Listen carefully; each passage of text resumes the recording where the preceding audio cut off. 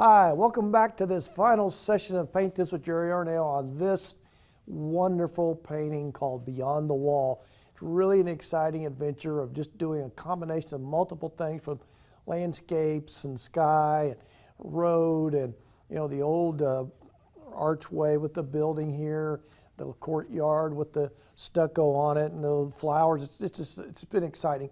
Now we're on that stage where it really gets exciting because we get to add the color and the light and sort of the things that give it its pizzazz.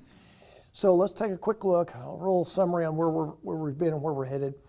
Now what we're going to do today is, of course, we're going to start putting in the flowers. I've just started piddling with it a little bit. These are the bougainvillea that hang down over this, and we can add as many as you want, or you can add your own, or some other kind of flower.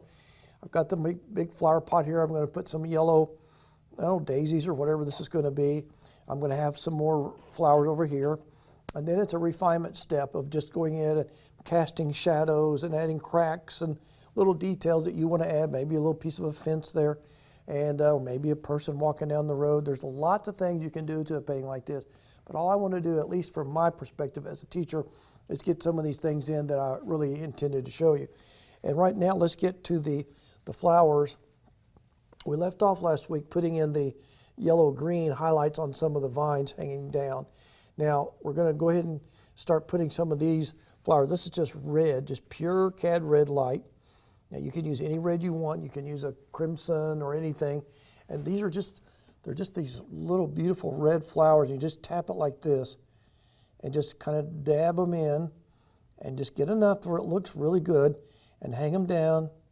They kind of hang on these vines all the way down. And this is what's going to give this painting its color, its life.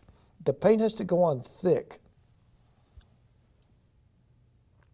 See how thick I'm putting that on? That'll scare some of you because you're thinking it's too thick, but it's not.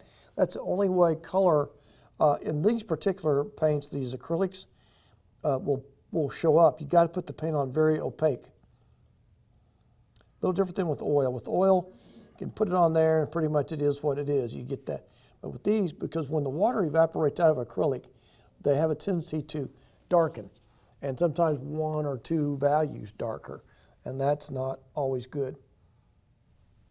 Now, they don't just have to be red flowers. You can make yellow ones. You might even add some purple ones, but we'll start with the red.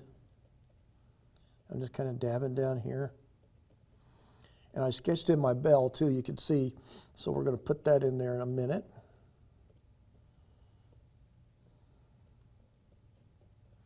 See how cool those red flowers look in there, just hanging over the edge.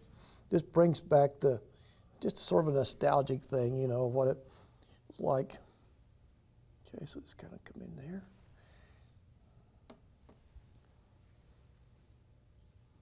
See, if you touch it kind of on the corner of your brush, see, I'm tipping it up. That way I only get the corner of the brush.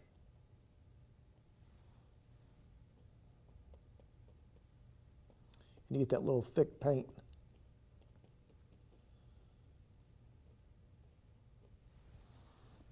Yeah, I think that's just really cool.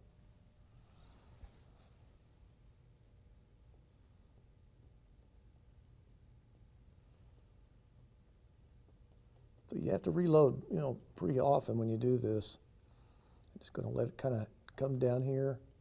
And if you're using a brush where your bristle separates, see, it makes individual flowers. When you tap it, it almost looks like you just hand painted one flower at a time. And in reality, you didn't.